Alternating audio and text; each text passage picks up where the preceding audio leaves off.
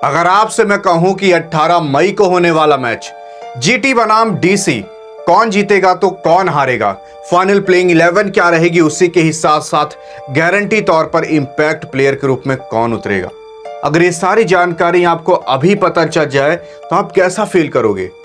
अगर क्या जवाब होगा आपके पास कि अगर मैं ये कहूं कि टीम का सबसे बेस्ट बैट्समैन, सबसे बेस्ट बॉलर अब टीम से बाहर निकाल दिया जा रहा है? क्योंकि जब से ये आईपीएल दूसरी बार चालू किया गया है इसी सीजन के अंदर, तब से टीम में इतने बड़े बड़े चेंजेस आ रहे हैं जिसका कोई जवाब नहीं। और उसके दो मुख्य बड़े मेन कारण है। आखिर वो मेन कारण है क्या, और जो प्लेयर बाहर हो रहे हैं वो कब तक होंगे? क्या इस मैच के अंदर वो प्लेयर आपको दिखेंगे? और अगर प्लेयर बाहर निकलते तो इससे टीम पर क्या प्रभाव पड़ेगा? आखिर अगर वो निकलते हैं तो उनकी जगह पर कौन आएगा? ये सारी जानकारी आपको पता चलने वाली है और आप अभी खुद अपने मुंह से बताओगे कि भाई ये मैच तो काफी आसानी से जीटी जीत लेगी, या फिर ये मैच तो काफी आसानी से डीसी जीत लेगी। आप खुद बताने वाले हो अभी थोड़ी देर में। सबसे पहले मैं आपको ये बता देता हूं, ये मैच नहीं होने वाला।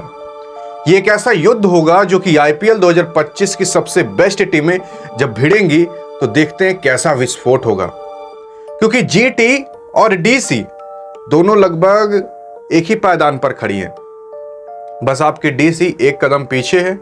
अगर वो एक कदम आगे बढ़ाती है तो जान जाओ वो 2 पॉइंट्स आगे बढ़ाएगी, जिसकी वजह से इससे भी आगे फिर वो निकल सकती है। लेकिन मैं आपको बताऊं कि अगर ये एक कदम आगे बढ़ाती है तो डायरेक्ट सेमीफाइनल के अंदर एंट्री मार देगी। और अगर ये एक कदम आगे बढ़ाती हैं तब भी इनके पास कुछ अभी चांसेस और होंगे कि जीतो फिर सेमीफाइनल के अंदर जाओ। आइए देखते हैं कि किसमें कितना दम है, और अभी एंड में तो आप बताओगे कि भाई ये मैच कौन जीतेगा। सबसे पहले अगर मैं बात करूं कि अभी तक इन दोनों टीम के बीच हुआ क्या है, आखिर रिकॉर्ड क्या है, कितने हाईएस्ट स्कोर, कितने लोएस्ट स्कोर, कितने मैच टाई हुए हैं, तो कितने मैच हुए हैं, कौन कितना जीता है। यहां पर अगर देखा जाए तो डीसी के बारे में और जीटी के बारे में, तो डीसी और जीटी के बीच अभी तक टोटल जब से 2008 से आईपीएल चालू हुआ ना, केवल 6 मुकाबले हुए हैं। अब आप सोच रहे हो कि यार झूठ बोल रहा तू तो 6 मुकाबले भी क्या ये दोनों आपस में खेली हैं? जी हाँ यार, 6 मुकाबले खेली हैं।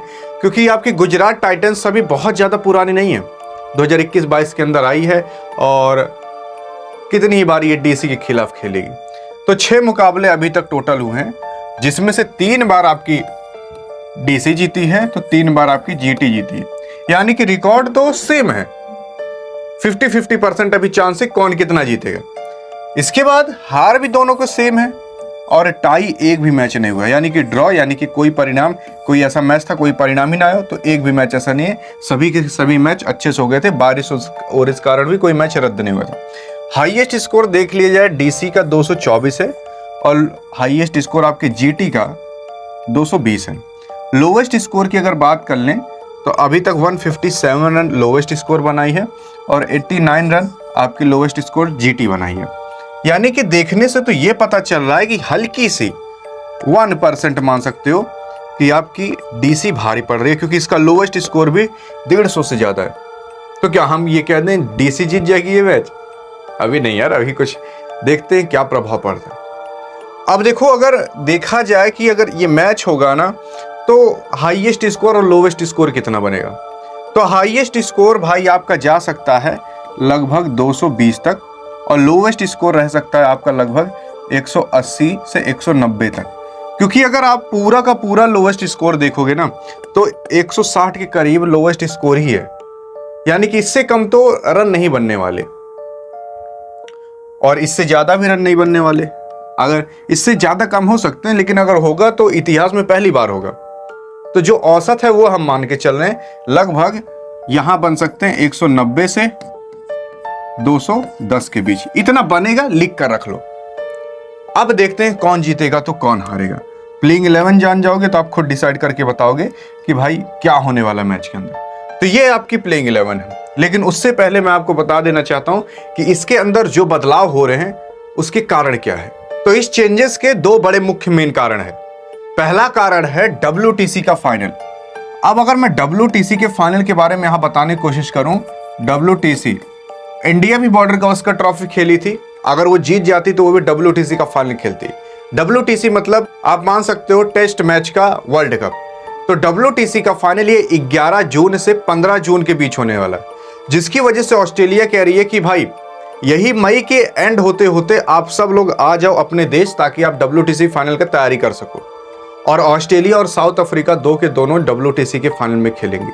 तो ऑस्ट्रेलिया और साउथ अफ्रीका दो के दोनों टीमें कह रही हैं कि जितने भी लोग IPL में खेल रहे हो ना, वो 26 मई से पहले अपने देश पधार दो, ताकि तुम प्रैक्टिस कर सको और WTC का फाइनल जीत सको। उसी के ही साथ साथ इंग्लैंड को भी ODI का एक सीरीज खेलना है। तो इंग्लैंड भी कह रही है कि भाई तुम भी जल्दी आ जाओ इंग्लैंड वालों, ताकि तुम भी ODI के लिए अपने देश के लिए खेल सको। जिसकी वजह से ऑस्ट्रेलिया के खिलाड़ी, साउथ अफ्रीका के खिलाड़ी और उसी के साथ साथ इंग्लैंड के खिलाड़ी, ये सभी टीम से आपके बाहर होने की कोशिश कर रहे हैं। अब देखा जाए प्लेइंग 11 क्या है। Faf du Plessis, Abhishek Porel, Karun KL Rahul, Sameer Rizvi, Akshay Patel, Tristan Stubbs, Madhav Tiwari, Mitchell Starc, Chameera, Kuldeep Yadav और एट द एंड आपके आ जाते हैं टी नटराजन साहब। अब अगर मैं यहाँ पर बताऊं कि भाई प्लेइंग 11 में क्या चेंजेस हैं, प्लेइंग 11 के अंदर कुछ चेंजेस तो आपको जैसे समीर रिजवी का दिख रहा होगा, माधव तिवारी का दिख रहा होगा, ऐसे कुछ 1 से 2 नए प्लेयर आपको दिख रहे होंगे। लेकिन अगर मैं कहूँ कि मिचेल स्टार्क जैसा प्लेयर अब आपकी टीम से बाहर होने वाला है, तो आप कैसा फील करोगे? जी हाँ यार, जो टीम की रीढ़ की हड्डी है उसको आप बाहर कर रहे हो। जी हाँ, आपके ऑस्ट्रेलिया के खिलाड़ी हैं मिचेल स्टार्क साहब। मिचेल स्टार्क का सिलेक्शन हो गया WTC के फाइनल के अंदर, जिसकी वजह से आपकी ऑस्ट्रेलिया की टीम कह रही है कि मिचेल स्टार्क साहब आप IPL खेलो या ना खेलो, लेकिन IPL को छोड़कर तुरंत आप अपने देश पहुंच जाओ और 25 तारीख तक पहुंच जाना।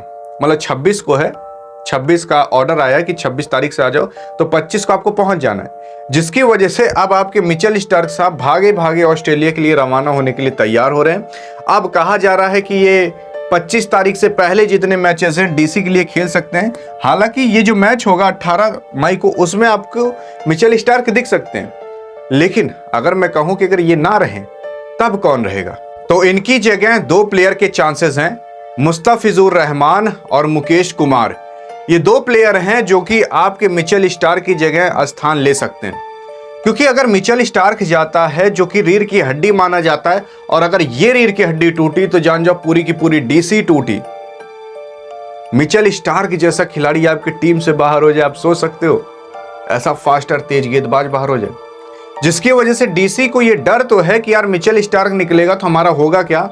इसीलिए मुस्तफिजुर रहमान या फिर मुकेश कुमार पर चांसेस मारा जाएगा कि इन दोनों में से कौन आएगा। और एट द एंड तो जब IPL में ये निकल जाएंगे तब मैं बता दूंगा कौन एंट्री मार दी, उससे पहले।